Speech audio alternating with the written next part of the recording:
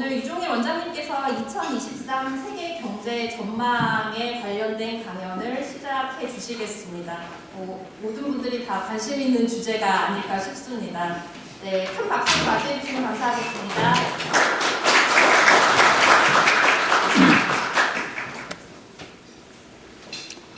안녕하세요. 반갑습니다. 우선 좀 그렇게 소위 권위 있다고 하는 거의 침팬지와 실력이 비슷한 세계 주요 기관들이 내년 경제 어떻게 전망하고 있는지 여러분들이 뉴스를 통해서 많이 접했을 테니까 제가 빨리빨리 가겠습니다.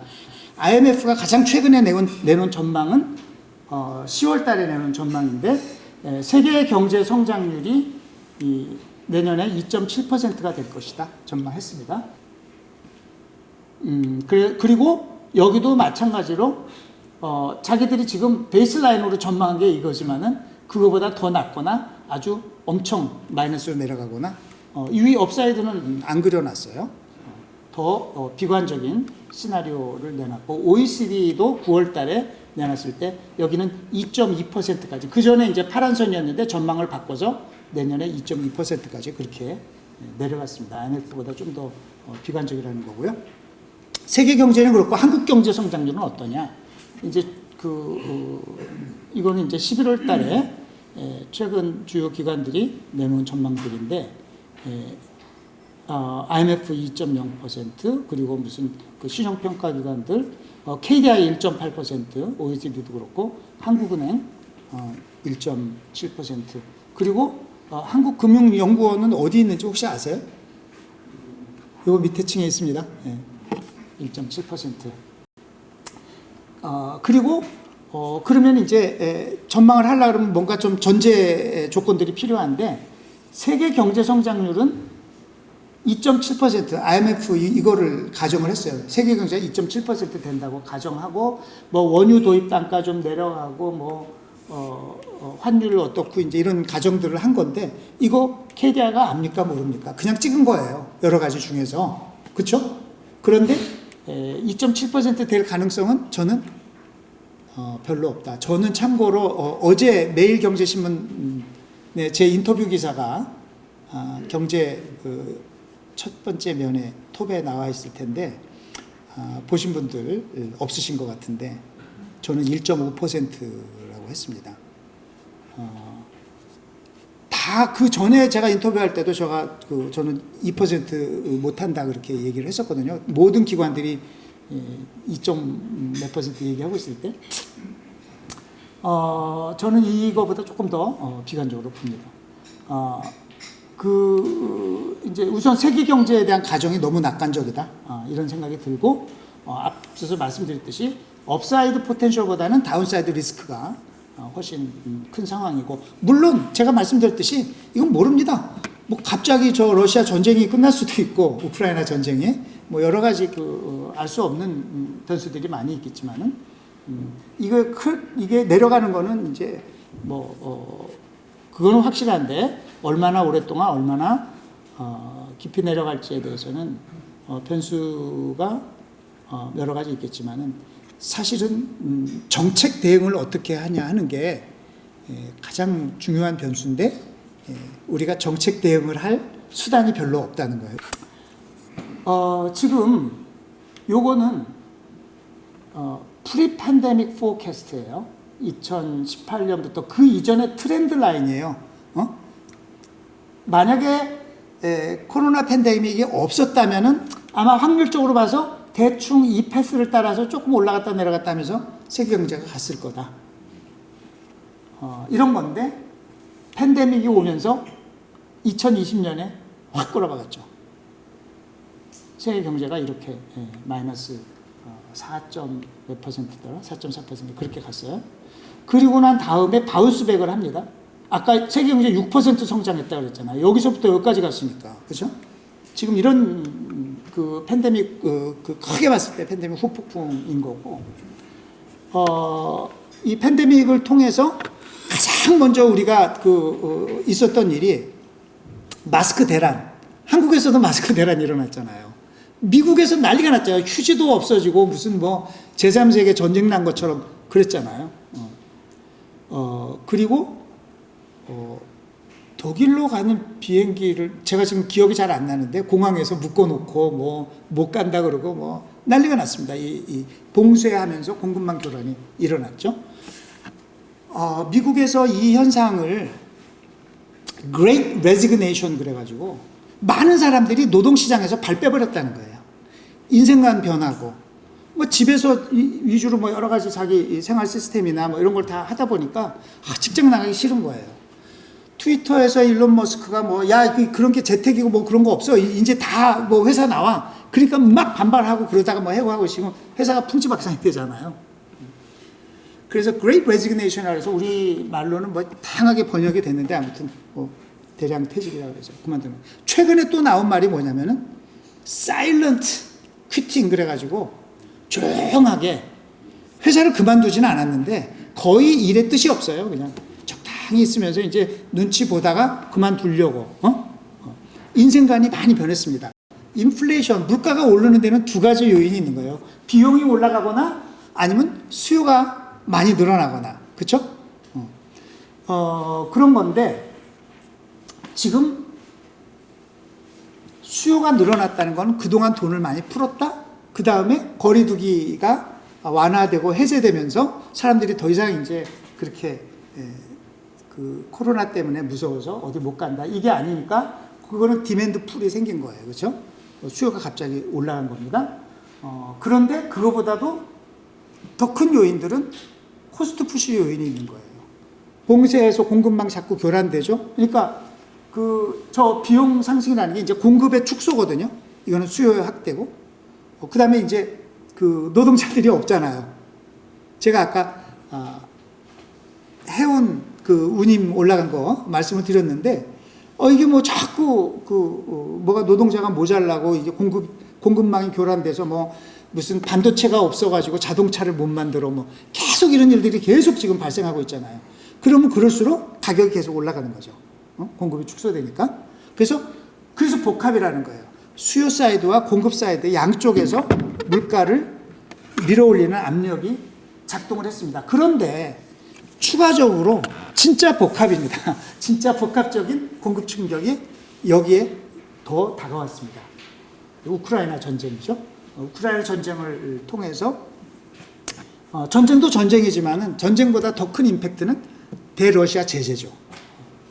그 제재를 해가지고 이제 모든 것들이 이 곡창지대인 우크라이나의 곡물 수출이 막히고 뭐 해바라기씨 오일 그게 팜유 그게 난리가 나고 그래서 식품 가격 지수가 오르고 그리고 이제 러시안 오일 그 제재 이런 것들이 작용해가지고 오일 가격을 유가를 비롯한 원자재 가격 지수가 막 올라가고 해서 이게 이제 또 하나의 커다란 공급 충격이 됐고 그리고 세계화 후퇴가 아니고 좀 후퇴를 좀 심하게 하고 있다고 해서 제가 아마 무의식적으로 후퇴라고 쓴 것 같습니다. 그리고 기후변화가 있습니다. 지난 여름에 KBS 뉴스 한 화면인데 가뭄에 먹타는 지구촌 산업 공급망 마비 위기. 이거는 갈수록 심각해질 겁니다. 농산물 생산도 지금 갈수록 지금 타격이 커질 거고요. 이런 복합적 공급 충격이 추가적으로 더해졌어요. 그래서 수요 쪽 요인보다도 수요 요인을 강조하는 사람들도 있는데 저는 아니라고 보고 공급 쪽 요인이 훨씬 더 세다. 이게 왜 그러냐면요. 이게 왜 중요하냐면 수요 쪽 요인이 강해서 이게 물가가 올라가면 생산도 같이 늘어나요. 근데 공급 쪽 요인 때문에 물가가 올라가면은 공급이 생산이 줄어들거든요. 이게 스태그플레이션인 거예요. 물가는 올라가고 성장은 줄어들고. 그렇죠? 이쪽 요인이 훨씬 더 크기 때문에 이거는 디맨드가 올라간 건 아주 미약하고 이 공급 곡선이 이쪽으로 간 게 훨씬 크기 때문에 지금 이렇게 경기가 안 좋아지는 스태그네이션하고 물가가 올라가는 인플레이션이 한꺼번에 나타나고 있다. 그래서 스태그플레이션은 그림은 한마디로 이렇다. 지금 내년도 그 경제 성장이 어떻게 되고 물가 상승률이 어떻게 될지 하는 게 시간이 갈수록 계속 예측이 물가에 대한 예측은 계속 올라가고 있고 경기에 대한 예측은 계속 내려가고 있고 가면 갈수록 이렇게 되고 있어요. 이거를 지금 분석했을 때가 8월 달이거든요. 지금 훨씬 더 내려갔죠. 이게 스태그플레이션을 모습을 정확하게 보여주는 거고, 그 다음에 기후 변화, 이거는 이제 돌이킬 수 없는 궤도에 들어갔고 점점 엑셀러레이트 될 거고, 지금부터 우리가 엄청나게 빠른 속도로 에너지 전환 어쩌고 한다 그래도 이미 축적된 것들의 그 모멘텀이 있어가지고 상당 기간 악화될 수밖에 없고, 거기다가 우리나라는 이제 전 세계에서 가장 심각한 속도로 고령화가 진행되고 있지만은 전 세계적으로도 고령화가 제법 빠르게 진행되고 있다는 사실입니다. 제가 아까 말씀드린 대로 정책 수단이 지금 별로 없는데, 정책 수단이 있다고 하더라도 이 공급 충격이 있을 때는 굉장히 어려워요. 왜냐하면 인플레이션이 막 있으니까 인플레이션을 억제하려면 긴축 정책을 해야 되고, 그걸 하다 보면은 경기가 너무 안 좋아질 수 있고, 또 이게 경기가 나빠진다고 해서 이제 팽창 정책을 하다 보면 인플레가 또 더 악화되고, 그래서 굉장히 어렵다. 그래서 뭐 이게 좀 전문적인 얘기는 넘어가고요. 지금 그 금리가 막 인상이 되고 있고, 요번 주에 미국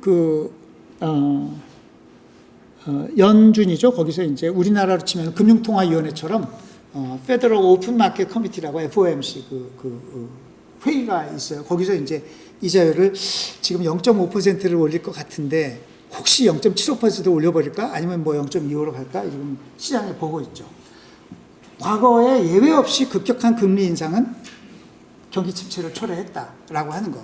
그것 때문에 이제 지금 페드도 약간 고민을 하기 시작한 것 같아요. 그리고 신흥국은 자기네 경제 상황에 따라서 금리를 마음대로 할 수가 없다. 그 자본이 막 빠져나가니까 미국 금리만 오르면은 신흥국에서 자본이 빠져나갑니다. 우리나라는 우리나라도 맨날 그랬었는데 그래도 우리나라는 이제 선진국이 돼가지고 그런 현상이 비교적 덜해요. 훨씬 상황이 나아지는 게 다행입니다.